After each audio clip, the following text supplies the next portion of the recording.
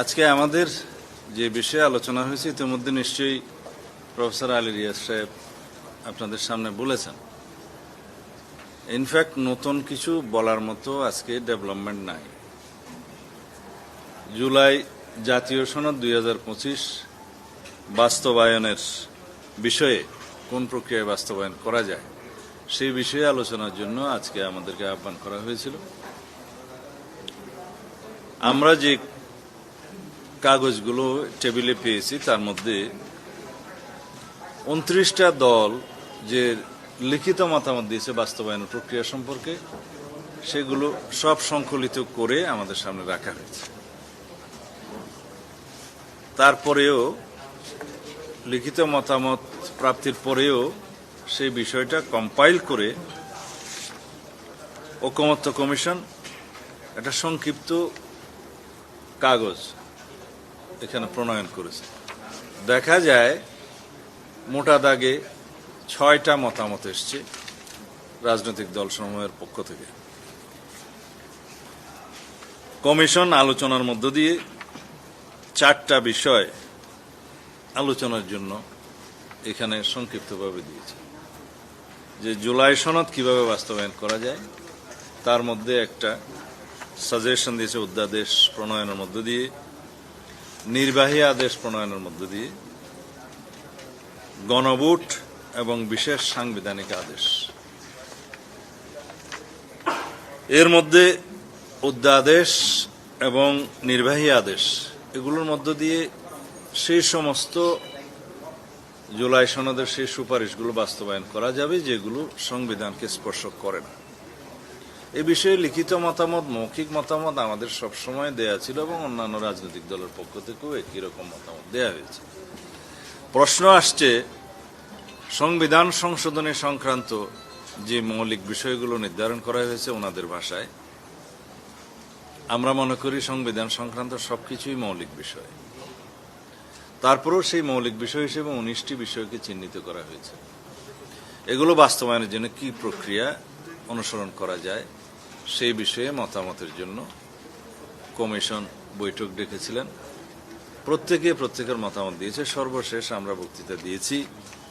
আমাদের মতামত এবং অন্যান্য রাজনৈতিক দলসমূহের পক্ষ থেকে যে সমস্ত মতামত এসছে সেগুলোর উপরে আমরা আলোচনা করেছি এবং যৌক্তিকভাবে গ্রহণযোগ্য যে প্রস্তাবগুলো এসছে সেগুলোকে সমর্থন করেছি। যেমন আশু বাস্তবায়নযোগ্য যে কোনো সুপারিশ যেগুলো জুলাই সনদ অন্তর্ভুক্ত হয়েছে সেগুলো বাস্তবায়নাধীন আছে এবং সম্পূর্ণ বাস্তবায়ন করতে পারে বর্তমান অন্তর্বর্তীকালীন সরকার অধ্যাদেশ জারির মাধ্যমে, নির্বাহী আদেশের মধ্য দিয়ে অথবা অফিস আদেশ ও অন্যান্য বৈধ যে কোনো প্রক্রিয়া। যে সমস্ত প্রস্তাবগুলো আশু বাস্তবায়নযোগ্য নয় অথচ বাস্তবায়ন করার সুযোগ আছে সেই সুপারিশগুলো বাস্তবায়নের জন্য এই সরকার উদ্যোগ নিতে পারে, এমনকি সমাপ্তও করতে পারে। যদি সম্পন্ন না হয় পরবর্তী সরকার সেটা ধারাবাহিক কন্টিনিউশন রাখবে, বাস্তবায়ন করবে। আর জুলাই সনদের সমস্ত সুপারিশ বাস্তবায়নের জন্য অঙ্গীকার আবদ্ধ হয়ে রাজনৈতিক দলগুলো নির্বাচনী ম্যানিফেস্টোতে অন্তর্ভুক্ত করে জাতির কাছে প্রতিশ্রুতিবদ্ধ থাকবে যে যারাই ম্যান্ডেট পাবে পার্লামেন্টে যাবে তারা এগুলো বাস্তবায়নের জন্য অঙ্গীকার আবদ্ধ থাকবে। 4, যে সমস্ত বিষয়গুলো সংবিধান সংশোধনী সংক্রান্ত সেই বিষয়গুলো এখন প্রতিশ্রুতি আকারে, অঙ্গীকার আকারে স্বাক্ষর করে সেই প্রতিশ্রুতিগুলো বাস্তবায়নের জন্য পরবর্তীতে গঠিত জাতীয় সংসদে 2 বছরের মধ্যে সমস্ত সংশোধনীগুলো বাস্তবায়নের জন্য প্রতিশ্রুতিবদ্ধ থাকবে। এইভাবে আমাদের বিষয়গুলো আমাদের পক্ষ থেকে বলা হয়েছে। এখানে প্রশ্ন এসছে যে প্রভিশনাল কনস্টিটিউশনাল অর্ডার জারির মধ্য দিয়ে এই সাংবিধানিক সংশোধনীগুলোকে এখনই কার্যকর করা যায় কিনা। কোনো রাজনৈতিক দলের পক্ষ থেকে এই প্রস্তাব দেয়া হয়েছে এবং লিখিত সাজেশনও একটি রাজনৈতিক দল দিয়েছে।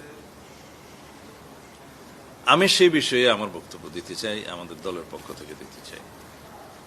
এখানে কিছু রেফারেন্স এসছে শহীদ রাষ্ট্রপতি জিয়াউর রহমানের সময়ে প্রোক্লামেশন আকারে যে সমস্ত কনস্টিটিউশনাল আর্টিকেলের ক্ষেত্রে প্রোক্লামেশন জারি করা হয়েছে, রাষ্ট্র পরিচালনা করা হয়েছে, সেই একই প্রক্রিয়ায় যেন এটা করা হয়। আমরা তার প্রতি উত্তরে বলেছি, যখন কনস্টিটিউশনের আংশিক অথবা পূর্ণাঙ্গ স্থগিত থাকে তখন রাষ্ট্র পরিচালনার ক্ষেত্রে এইরকম প্রোক্লামেশন জারি করতে হয়েছে হয়, কিন্তু সেগুলোর লেজিটিমেসি দেয়া হয়েছে পরবর্তী জাতীয় সংসদে সাংবিধানিক সংশোধনী গ্রহণ করার মধ্য দিয়ে। যেমন তখন চতুর্থ সংশোধনের মাধ্যমে যে বাকশাল প্রতিষ্ঠা করা হয়েছিল একদলীয় শাসন ব্যবস্থা, সেটাকে বিলুপ্ত করে বহুদলীয় গণতন্ত্রের পতন মুক্ত করা হয় পঞ্চম সংশোধনের মধ্য দিয়ে সেই দ্বিতীয় জাতীয় সংসদে। আর অন্যান্য সংশোধনী যেগুলো এসেছিল সেটা গণতন্ত্রের জন্য, গণমাধ্যমের জন্য, বিচার বিভাগের জন্য একটা বৈপ্লবিক পরিবর্তন নিয়ে এসে সেই পঞ্চম সংশোধনী গৃহীত হয়। কিন্তু সেটা সংবিধানের নির্দিষ্ট আর্টিকেল এবং সংবিধানের আংশিক অথবা পূর্ণাঙ্গ স্থগিত থাকাকালীন সময়ে করা যায়।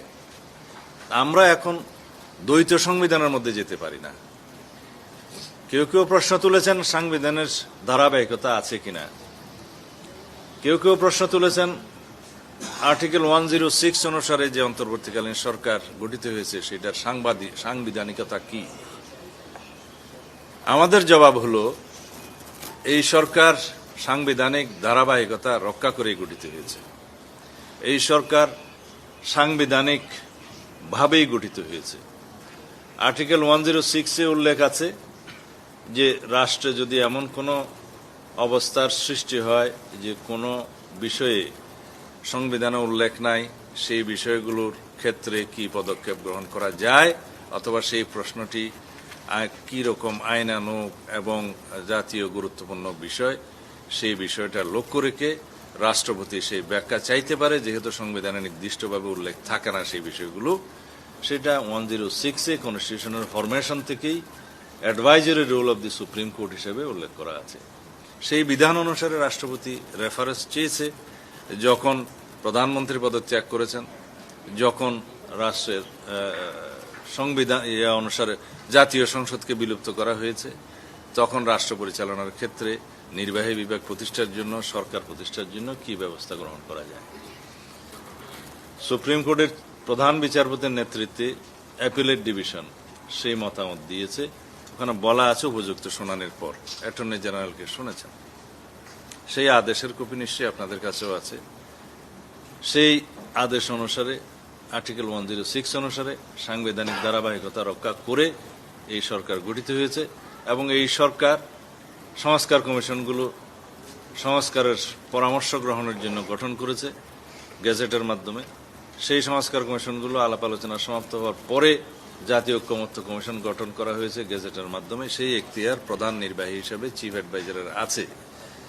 এখন সেই পরামর্শ জাতীয় ঐক্যমত্য কমিশনের আলোচনার মধ্যে সমস্ত রাজনৈতিক দলগুলোর সাথে আলাপ আলোচনার মাধ্যমে যে সংস্কার প্রস্তাবগুলো একমত হওয়া গেছে, যদিও এখনো স্বাক্ষরিত হয় নাই, সেগুলো বাস্তবায়ন কি প্রক্রিয়ায় হবে সেটা এখতিয়ার ঐক্যমত্য কমিশনের আছে কিনা বা কোন প্রক্রিয়ার মধ্য দিয়ে সেটা বাস্তবায়ন হবে সেই আলোচনা চলছে। ঐক্যমত্য কমিশনের মতামত হলো সেটা বাস্তবায়নের জন্য তারা সুপারিশ আকারে সরকারের কাছে প্রদান করবেন। কিন্তু তার আগে সমস্ত রাজনৈতিক দলগুলো যারা আমরা অংশগ্রহণ করেছি তাদের পরামর্শ নিতে চায় যে কি প্রক্রিয়ায় সাংবিধানিক প্রভিশনগুলো বাস্তবায়ন করা যায়। কারণ সংবিধানের বাইরের বিষয়গুলো সম্পর্কে আগেই আলোচনা করেছি, এটা সরকার বাস্তবায়ন করতে পারে, দে আর অ্যাট লিবার্টি। এখন এই প্রশ্নটা অবশ্যই একটি গুরুত্বপূর্ণ প্রশ্ন। মাননীয় প্রধান উপদেষ্টা জাতির উদ্দেশ্যে জুনের 6 তারিখে যে ভাষণ দিয়েছেন সেখানে তিনি বলেছেন এই সনদ হবে, জুলাই সনদ হবে একটি জাতীয় প্রতিশ্রুতি এবং সেটা বাস্তবায়নের জন্য সকল রাজনৈতিক দল যারা অংশগ্রহণ করেছে তারা অঙ্গীকার আবদ্ধ হবে এবং এই প্রতিশ্রুতি বাস্তবায়ন হবে পরবর্তী সংসদে যারা নির্বাচিত হবেন তাদের মাধ্যমে। সেইটাই হলো আসলে বৈধ প্রক্রিয়া, আমরা সেটাকে সমর্থন করেছি। এখনো আমরা বলছি এর বাইরে যদি কোনো আইনগত বৈধ এবং সাংবিধানিক প্রক্রিয়া থাকে সেটার মধ্যে আমরা একমত হব। কিন্তু যেই প্রক্রিয়াগুলোর কথা এখানে বিভিন্ন পক্ষ থেকে আলোচনা এসছে, সেটার প্রসিডিউরাল মিস্টেকের কারণে যদি উপযুক্ত আদালতে চ্যালেঞ্জড হয়, যে কোনো সিটিজেন নিয়ে যায়, যদি জিজ্ঞেস করে যে বাংলাদেশের সংবিধান এখন কয়টা, এই সংবিধান কে পরিবর্তন করলো, কার এখতিয়ার আছে, ফোরামটা কি, তখন আদালতের উত্তরটা কি হবে? আদালত অবশ্যই বলবে যে সংবিধান এখন বহাল আছে, সেই সংবিধান অনুসারেই বিচার বিভাগ চলছে, প্রশাসন চলছে, রাষ্ট্র চলছে। সুতরাং এই সংবিধান যদি পরিবর্তিত হয়, তাহলে সেই সংবিধান গ্রহণ করলো কে, এর বৈধতা কি, কোন ফোরামে হয়েছে, সেই প্রশ্ন উত্থাপিত হবে। তখন পরিবর্তিত সংবিধান অনুসারে রাষ্ট্র চলবে কিনা, তখন বিদ্যমান সংবিধানের কি হবে, এই প্রশ্নগুলো উত্থাপিত হবে। সেই জন্য আমরা বলেছি যে প্রসিডিউরাল মিস্টেকের মাধ্যমে যাতে আমরা একটা ভুল সিদ্ধান্ত না নেই, সেটা লক্ষ্য রাখতে হবে। সুতরাং যে কোনো রকমের সিদ্ধান্ত নেওয়ার আগে সাংবিধানিক সংশোধনের বিষয়ে যাতে আমরা সঠিক সিদ্ধান্ত নেই, সেই জন্য আমরা এই আলোচনাটা করেছি এবং আমরা আমাদের সাজেশন দিয়েছি। আমরা এখনো এই সনদ স্বাক্ষরের জন্য প্রস্তুত এবং এই সনদের সমস্ত প্রতিশ্রুতিগুলো, সুপারিশগুলো বাস্তবায়নের জন্য আমরা অঙ্গীকারাবদ্ধ এবং এর মধ্য দিয়ে আগামী দিনে আমাদের একটা নতুন গণতান্ত্রিক যাত্রা শুরু হবে, এই বিশ্বাস আমাদের আছে। ধন্যবাদ ভাই। প্রশ্ন ভাই, একটা বিষয় যেটা শেষে যে বললেন যে সনদের যেই প্রতিশ্রুতিগুলো আছে সব আপনারা সই করার জন্য প্রস্তুত, যেগুলোতে বিএনপি নোট অফ ডিসেন্ট আছে, বিএনপি কি এগুলো বাস্তবায়ন করবে পরে সংসদে? একটা প্রশ্ন। এই প্রশ্নটা উত্তর দেওয়ার পরে বাকিটা করেন। আমরা নোট অফ ডিসেন্ট খুব বেশি বিষয়ে দেই নাই, দুই একটা বিষয়ে আমরা নোট অফ ডিসেন্ট দিয়েছি এবং সেটাও প্রসিডিউরাল। যেমন আমরা দ্বিকক্ষ বিশিষ্ট পার্লামেন্ট গঠন করার পক্ষে একমত, 100 সদস্য নিয়ে